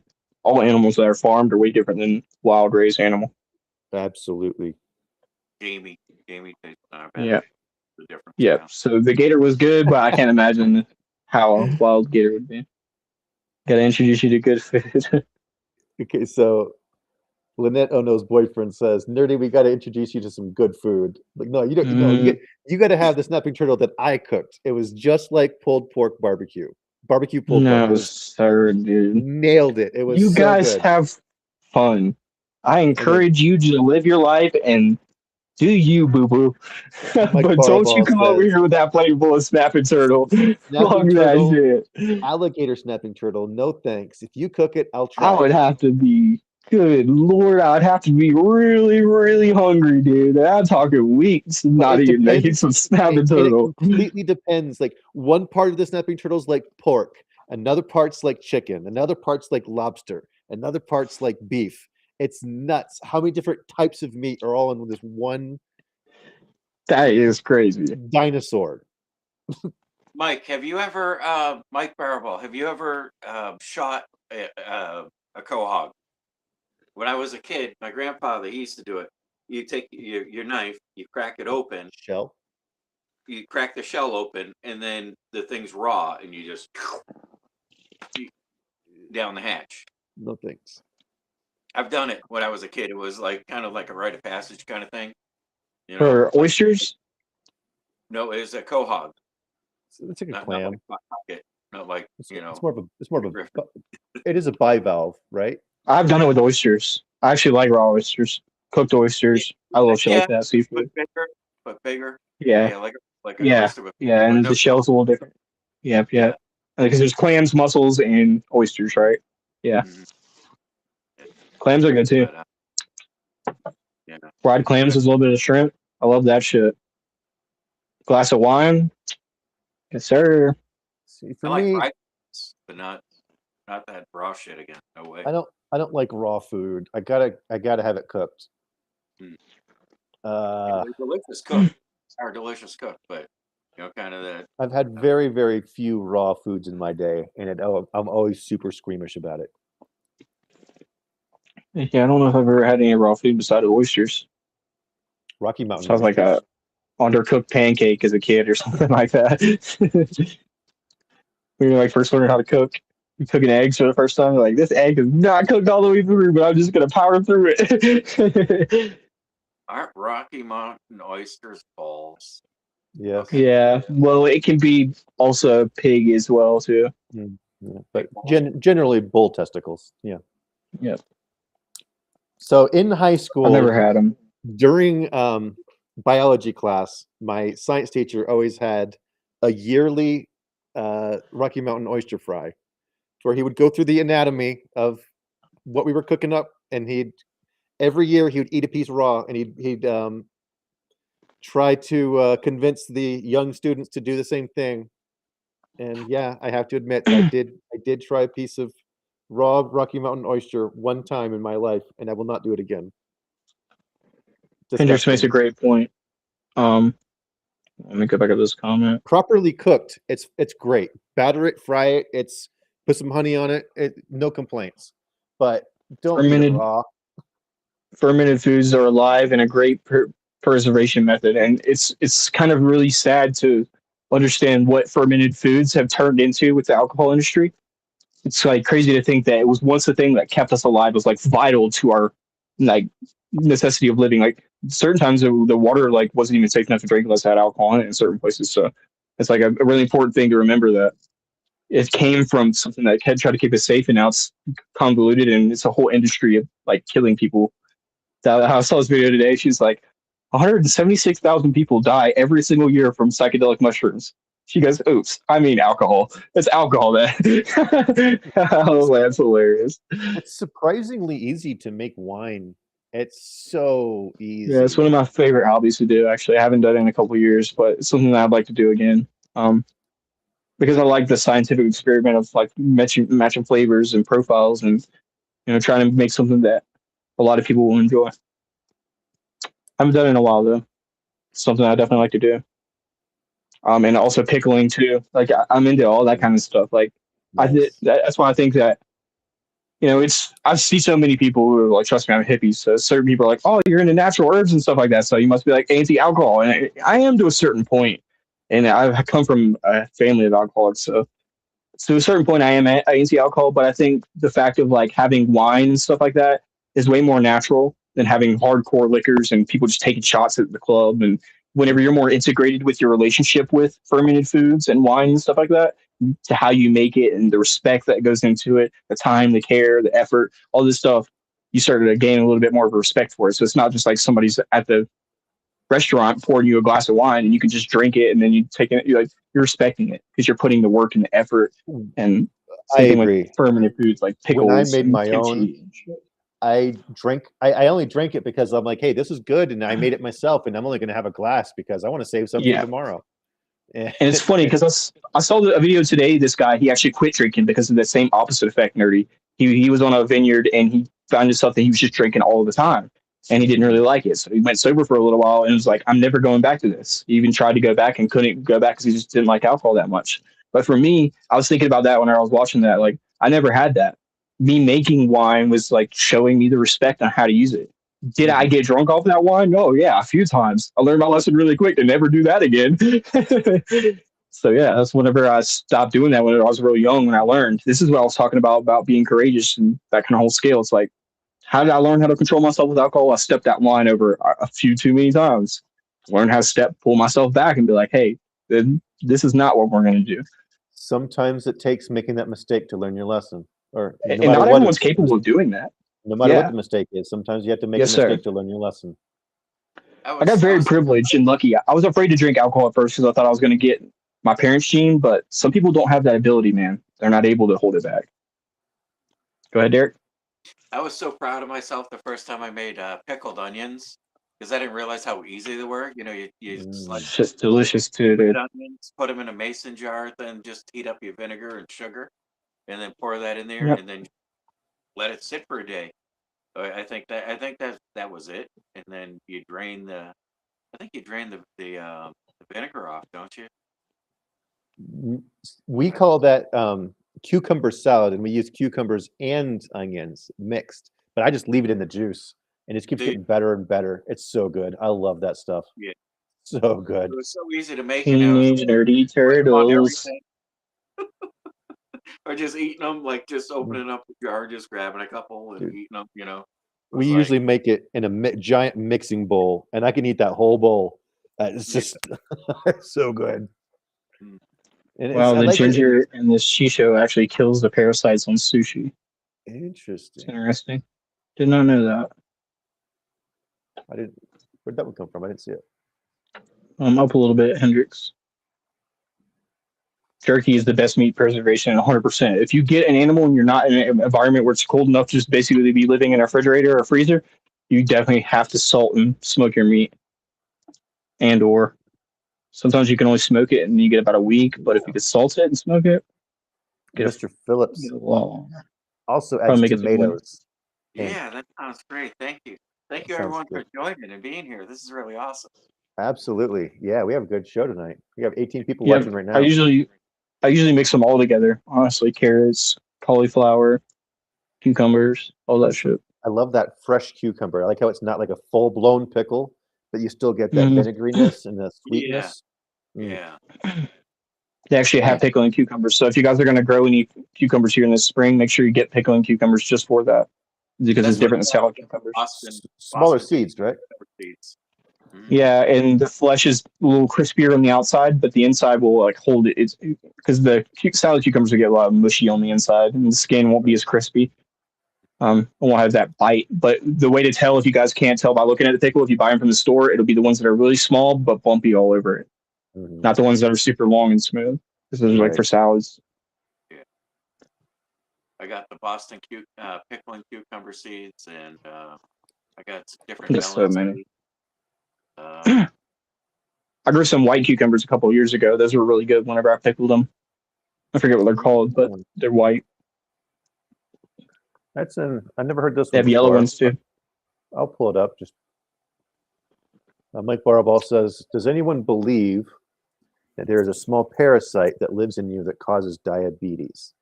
Never heard that. I've heard not about that particular. Yeah. You got to feed the worm. You know, when you're craving sugar. But I think that's just a thing. You're right. Oh, you're right. I've heard about that. Our body's probably filled up with parasites to control our hormones and our mind and how we act and feel and think. I give my horse ivermectin for parasites. I've taken that before. Where do you go there after? There's fenbenzidol and ivermectin. Those are like horse medicines that are anti-parasite stuff. But there's actually I've taken it. They take them for cancer stuff like that. But this is shit that Joe Rogan got made fun of for taking by CNN. They made him look all yellow and stuff when he was taking it, calling it horse medicine. But yeah, actually, I have taken it. I've taken the stuff. It comes in a tube. You can buy it from Tractor Supply. It's got a horse on it. it was apple flavored in my instance. So I took it and it was great. Little thing on there on the plunger, like it says, like Well, dosage. 200 pounds if you're for so you can gauge your horse's dose closely. It's a real, Miller said it's a real rabbit hole in this case, a wormhole. Yeah. Yeah. Yep. Actual book. Yeah, I'm still detoxing with herbs and stuff like that. I take I got apple cider vinegar here. I'll add it to my lemonade or take a shot of it that's diluted with water. Tons of different. I'm on so many herbs and mushrooms. I wouldn't even waste you guys' time trying to fucking go through half of them. But yeah, Pumpkin seeds are I'm really trying to good. detox. Okay. Pumpkin seeds, and I get them.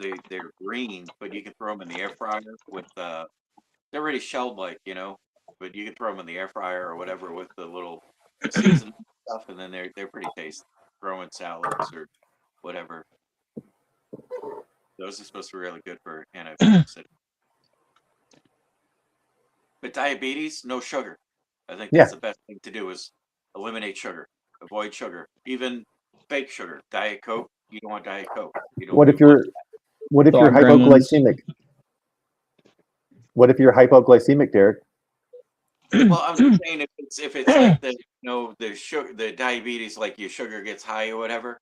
Because my blood sugar used to be like in the 300s, and I'm like, you know what? No more sugar. And then it got runs down to my family. So it's kind of like it was. I think the ball was in my court. I didn't have any kind of restrictions like that. You know what I mean? I think eating better helps too. Reducing your sugar and improving your diet makes a big difference. Yep. Exercising, it's the balance. That's what I was talking about. Your mental, physical, and social. If one of those things is off balance, it causes a fucking whole skew in it. You could be like, I'm so physically fit, and I'm always like trying to work on myself, and you never go out and interact with people, then your mental screws with you. Throws off that triangle stable. Whenever you take one of the legs away, now you're just like a stick standing up. And there's a million aspects of health that you have to keep in balance.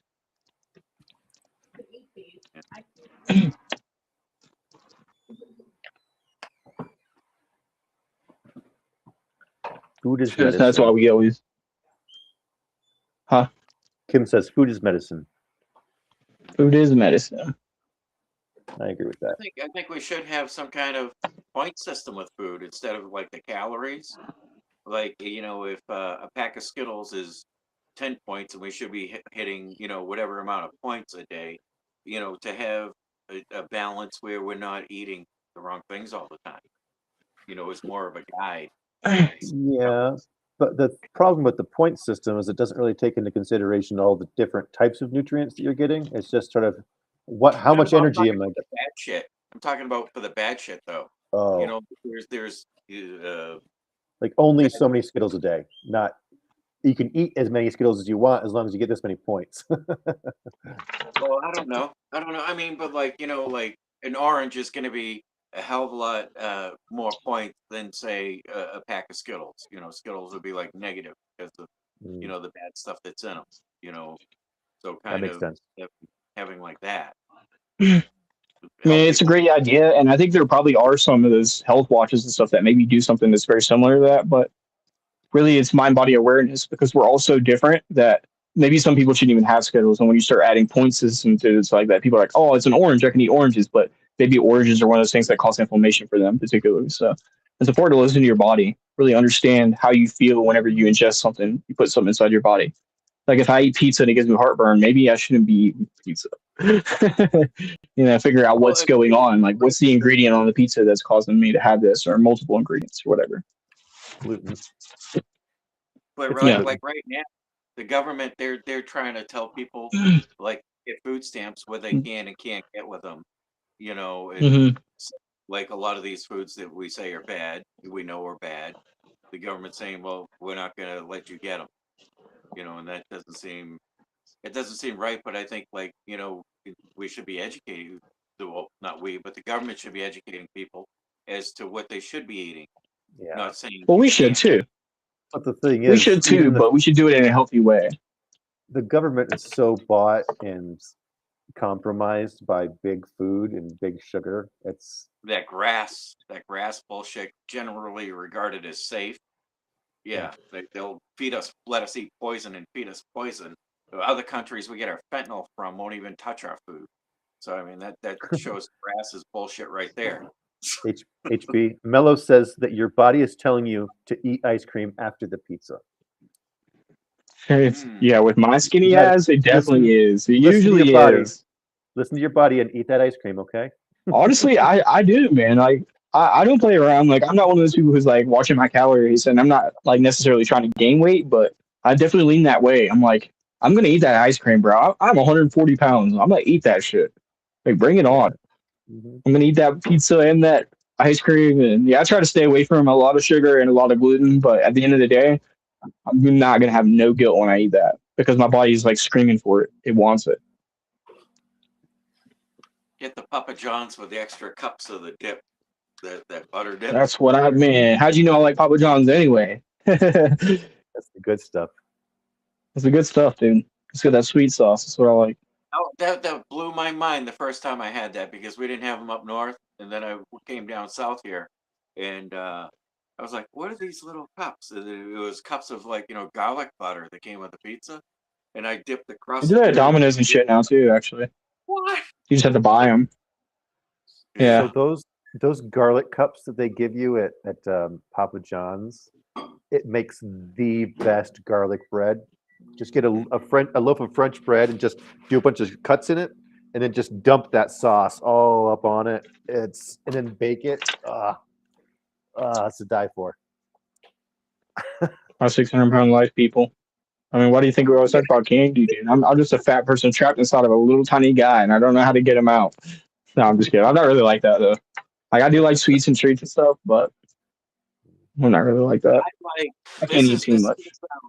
this is gonna sound crazy, but the Walmart near me, I believe they take the bread that doesn't sell, and then they spray a little like butter and garlic on it, and then they toast it, and they throw it in a bag and sell it. So That's great. instead of like having stale bread, that they throw away, they actually do that, and I love that shit. It's That's like awesome. it is really good, and I feel stupid for buying it because I'm like, I know this is old bread that they couldn't sell, but all they did was put it on a sheet pan and spray some garlic butter on it, and here I am buying it. I mean, I was thinking about that show Last Meals with the GMM crew, a Good Mythical Kitchen crew. That was, you could take the boy out of the South, but you can't take the South out of the boy. And whenever I keep thinking about my last meal, I'm like, it would just be barbecue, mashed potatoes, barbecue chicken, barbecue ribs, pulled pork, That mac and sounds good. cheese. That's what I'm about to do. That's all I need. I mean, give me a milkshake or something, glass of red wine. Boy, what? That's all I need. I don't need like a lot of people like to go like sushi and it's like I like that stuff, but it's like that's just not what I really want. Like, I like and I think about the simple. idea that yeah, it's the same concept of wagyu, right? Wagyu is fatty, and fat is supposed to be cost less, but for some reason, the highest costing steak has the most amount of fat. It's the same thing with shrimp and lobster. These are like foods that were considered food for peasants and slaves. Bottom But over feeders. time, yes, over time, people started to associate them with wealth. So now we still eat these foods that are like caviar and lobster and shrimp, but really these are crustaceans and stuff that like it's really for poor people. But yet we charge a stupid price for it, so people think it's valuable, like oysters and stuff like that. But really, it's like bottom feeder food.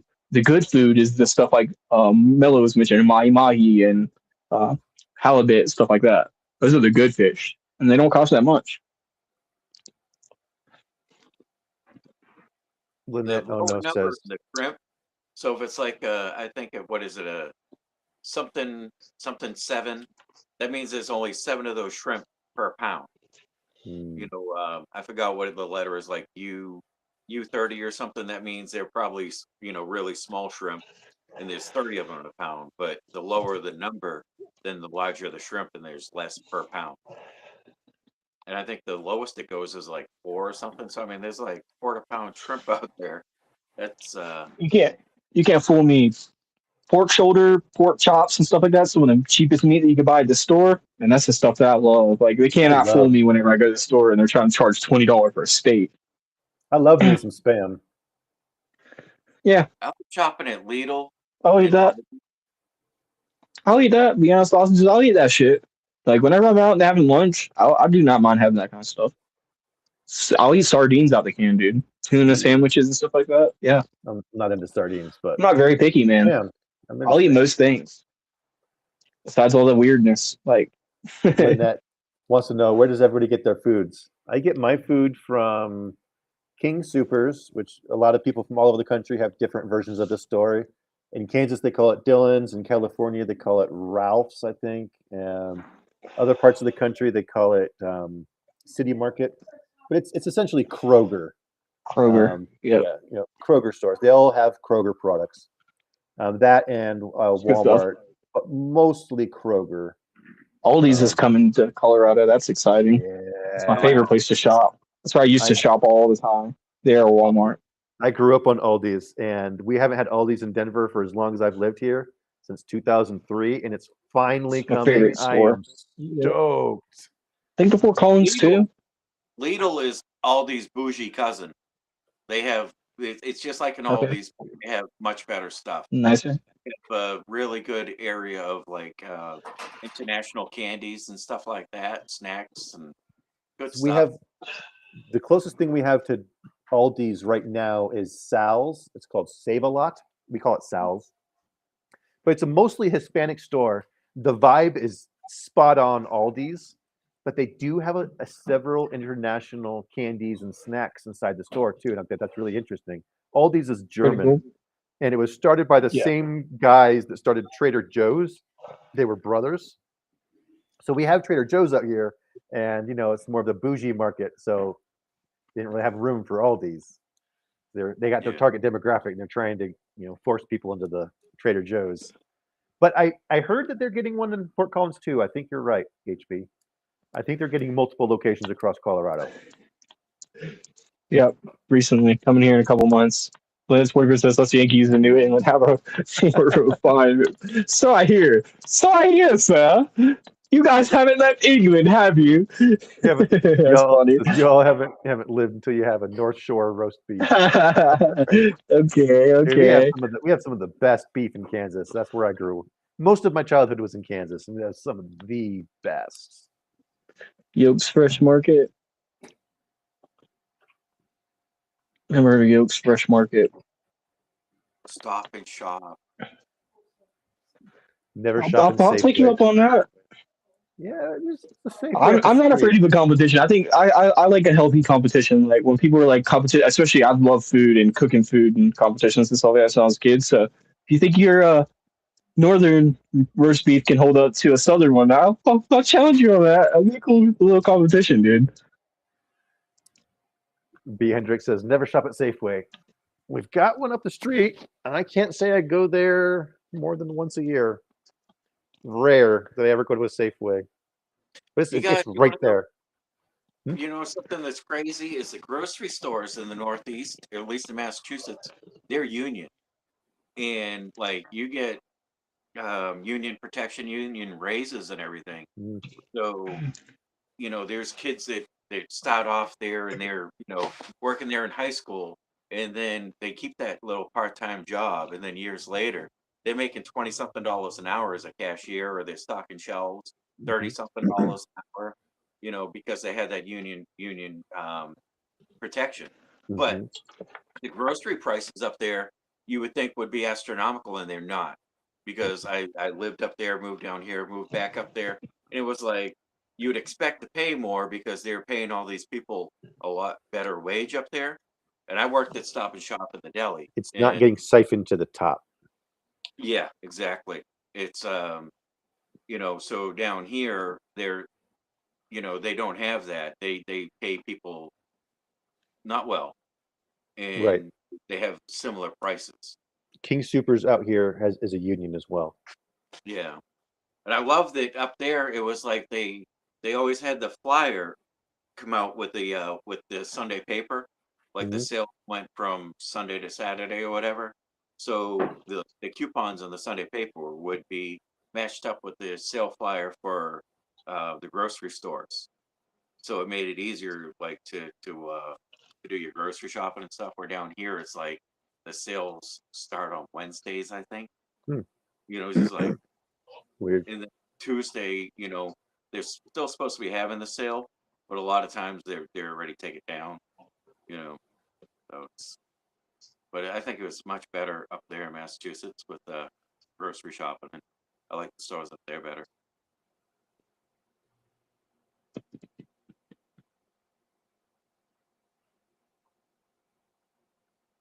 Just realized we've been going for about an hour and 54 minutes now. Whoa! Yep. It's been a good Friday. Yeah. Still got 15 viewers. Staying strong. Lynette Ono's boyfriend says, F corporate America. They all want to pay you beans. Mhm. Yep. Yep. There was another Yeah. grocery store up there. It was Stop and Shop, and then their competitor. I can't remember what it was. I think it began with an R.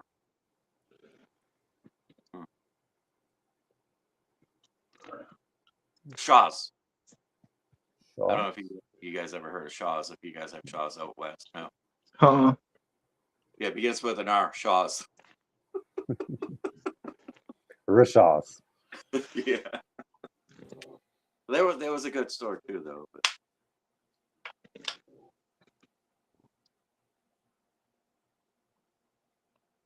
Yep, I still feel like grime. I'm gonna go get some rest. I know my Yeah. phone's gonna die any minute. Wanting to call it a night? Yeah. Yeah, that's cool. Whenever you guys are ready. It's whatever's clever. I was going to get some more work done, but I don't think I've been given the input that I need to get it done yet. So I might just hop on Minecraft. No one joins me. That's cool. But Okay. if you want to, no pressure. Sweet. I have barely played Um, at all week. I've just been head down working on mycology surveying stuff. if anyone wants to get on the realm, all you have to do is message Nerdy. Yeah, absolutely. Please do. I need more people to play with me. More Thank people you to. everyone for being here tonight. This was really awesome. We went almost 2 hours without Yeah. you know, It was like a easy. blink of an eye. It went fun. It went fast. That was really fast. Absolutely. Signed up on the website. Visit mysticjourneyschurch.org and visit us on Facebook and like, share, and subscribe. And IG. I gotta post more stuff over there. Be more Yeah. active. Doing good over there. But yeah, if anyone needs anything, just let us know. Mhm. We'll let you know what's up. Cheers. Yeah. Yeah. Everyone have a great night, and we will see you guys Monday. All right, peace out, everybody.